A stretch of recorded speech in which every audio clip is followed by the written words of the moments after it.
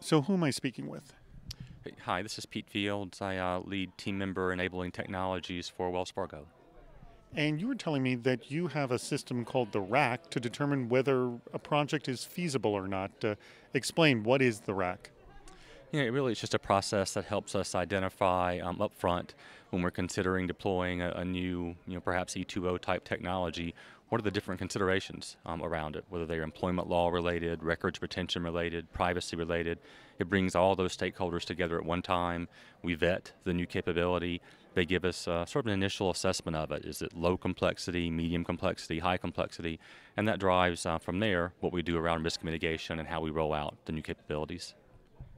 Since you've employed this, how have things changed? I mean, what was happening before and now what's happening today? So we're about 4 months into the process. It's somewhat funny. We call it going to the rack. We have something new that we're going to deploy. We'll say we're taking it to the rack next month. It's helped in that if we have issues or things that we need to consider or manage around, controls we need to implement, we identify those early in a project, and so we have fewer surprises later down the road. We have a deployment date. We're much less likely to get surprised and miss that date from something we didn't consider because we have the right stakeholders there up front. It does create, I think, a community of interest around that, risk and privacy community where they develop more expertise, more familiarity. We're dealing with the same people every time rather than different members of that community. They tend to ping off of each other a bit.